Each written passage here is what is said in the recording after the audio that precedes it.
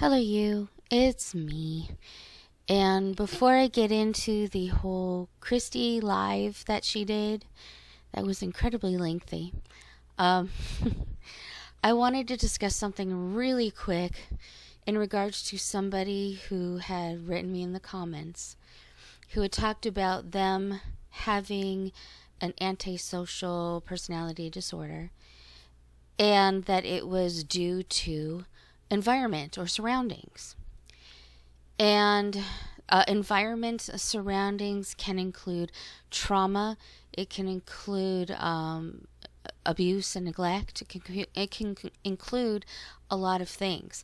Now, do I think that environment could actually take a functioning part of the right prefrontal cortex, which is where that whole area lies? Do I think that it can stunt its growth? And that can cause an antisocial behavioral disorder? Yes, absolutely. I will say that scientifically. Oh, I don't know if you heard that. My cat is playing in the kitchen. Oh boy. Anyway, a lot of scientists disagree on this fact. I think that it can be environmental things that surround you, but I also think that you can be born with that part of the brain being dysfunctional. And when I was talking about Gypsy, it was my belief, again, my thoughts, my feelings, not facts, that it was most likely due to her condition with the chromosome deletion. I think that she was probably born with that part of the brain being dysfunctional. And that's what the behaviors of this specific dysfunction, when I'm talking about specifically narcissism, psychopathy, and sociopathy, they show the way Gypsy acts. They're behaviors that show that this part of the brain isn't functioning.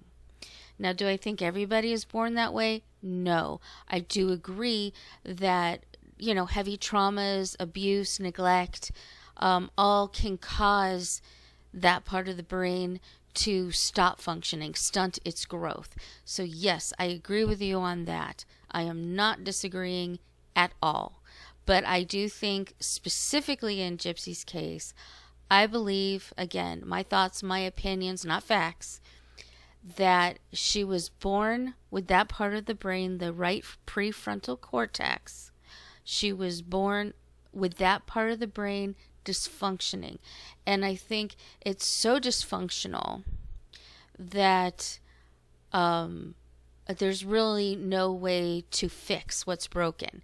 Now, that might not always be true, because as I said previously, scientists are trying to learn how to stimulate that side of the brain, that part of the brain, in order for it to start functioning and maturing so that their thoughts aren't centered only on themselves and value is only on themselves, but they can start to learn the value of other people too.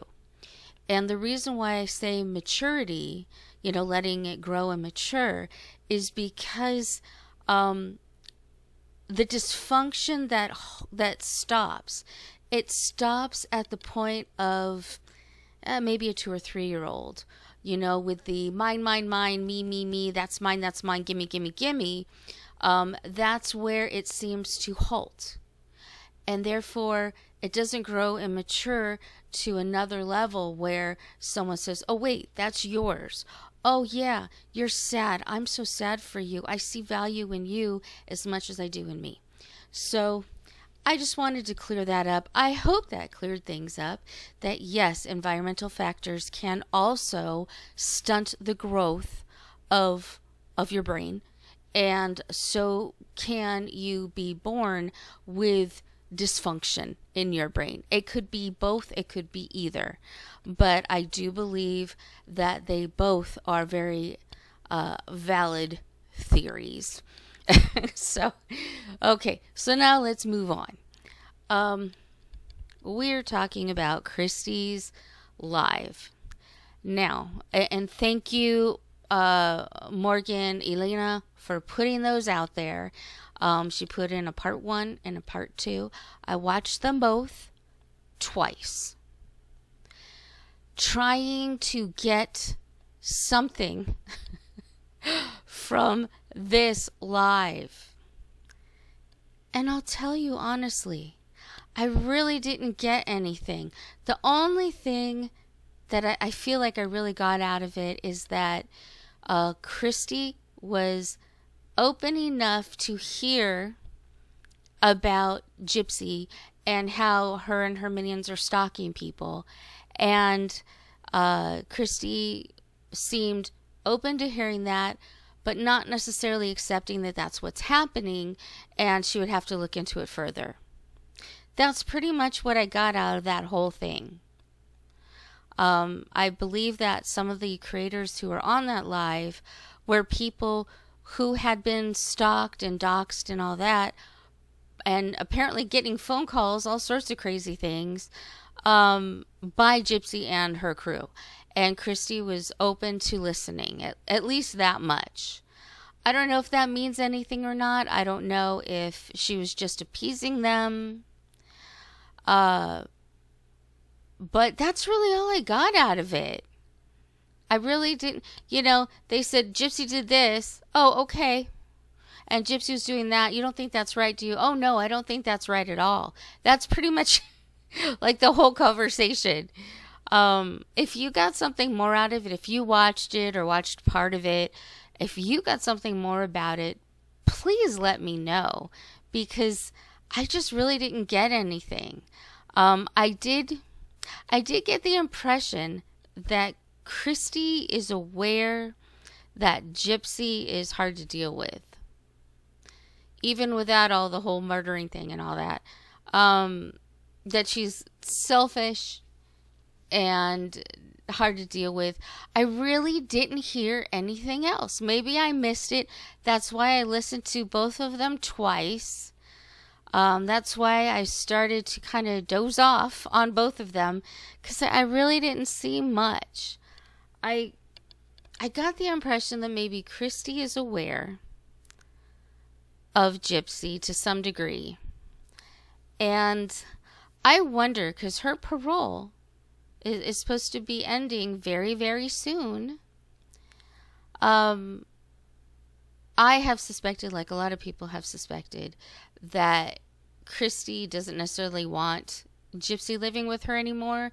And of course, Gypsy is like already out the door and living with Ken, in my opinion, which is what their plan was. I believe she's already living there.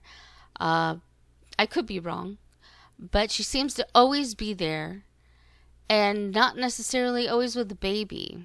I don't know where Aurora the baby is going. Maybe she's I don't know. She always claims to be witches. Maybe she poofs her daughter for a while and then poofs her back. I don't know, from some unknown origin, place, whatever. It just always seems like Aurora is never there, or when Aurora the baby is there, you can hear the TV on. So she just plops the baby in front of a TV and that's it. But no screen time until she's 16. Don't forget that. She's absurd. Does she not understand that a TV is screen? That's a screen. Your baby at 6 months is already watching a screen, probably for hours. Oh, jeez. I really wish she would be a better mother. But I also would really wish that she would take accountability for herself.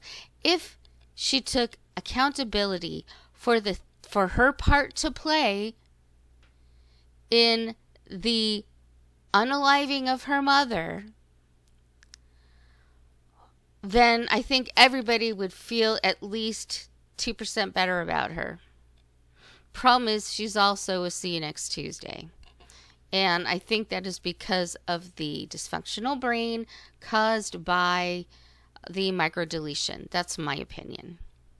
And that is very hard to be fixed, which, if at all, to be fixed. That's still my point, that Even if she tried to fix it, she may not be able to because it may just not work properly, which means that she would be a lot better off and everyone else would be a lot better off if she was put somewhere away from society. I'm not saying that to be mean or cruel. I'm saying that somebody with that kind of dysfunction in the brain isn't going to function well with society and constantly leave hurt people in her path. She did it with her mother, obviously, to the worst degree possible.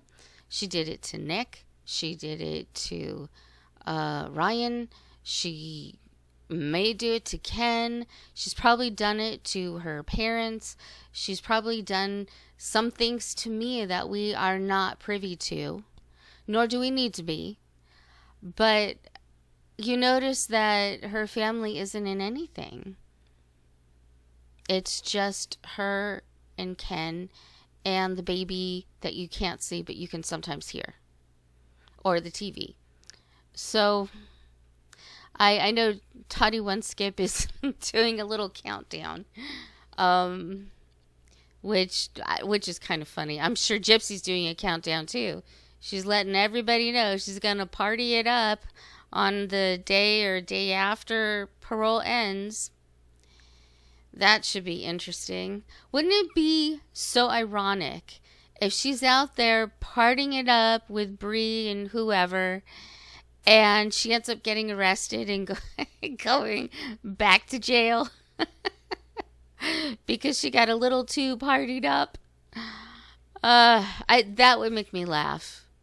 That would make me laugh. And I wouldn't be surprised from the rumors that had said that she had already done that. She went to a bar, I think it's called the 504, some big huge thing.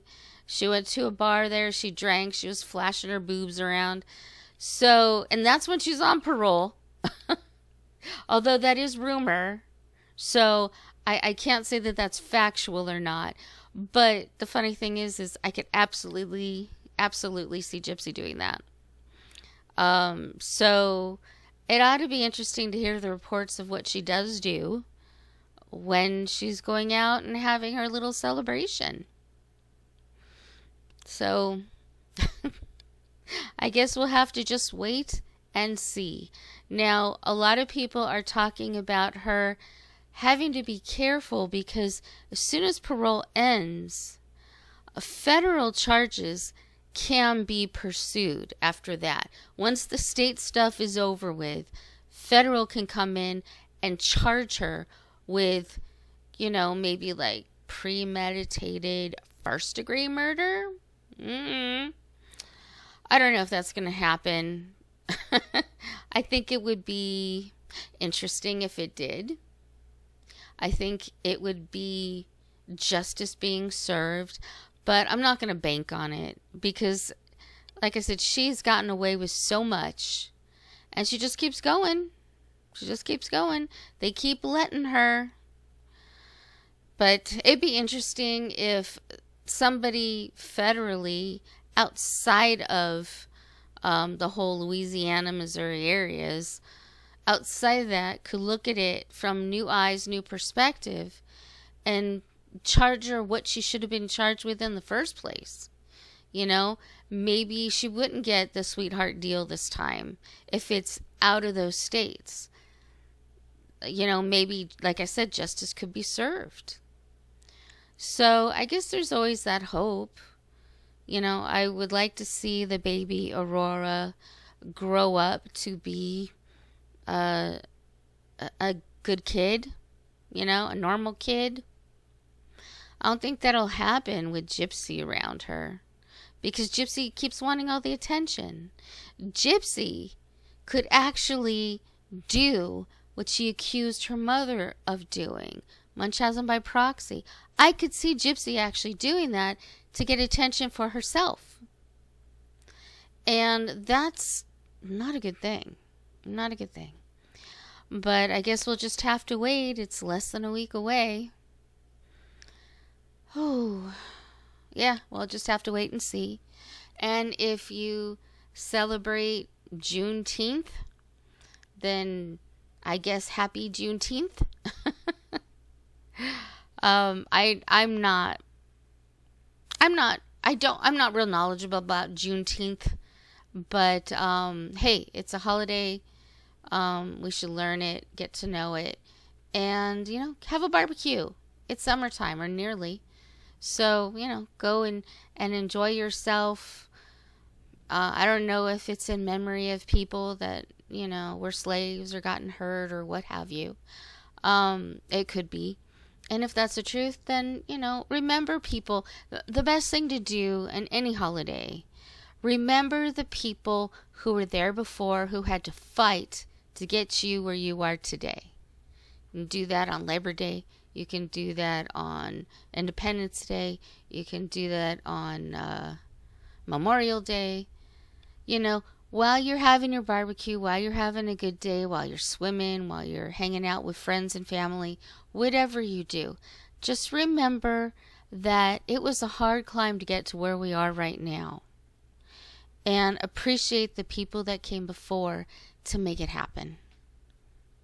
Because look at, we have a pretty good life.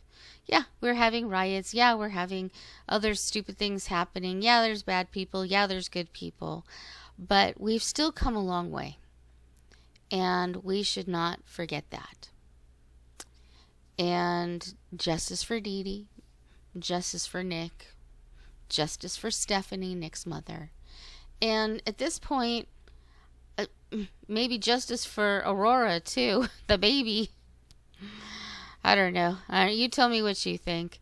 But, yeah, in closing, I just didn't see a lot with Kristy's live. It was interesting to listen to, but it didn't really give any information beyond what we already know, honestly.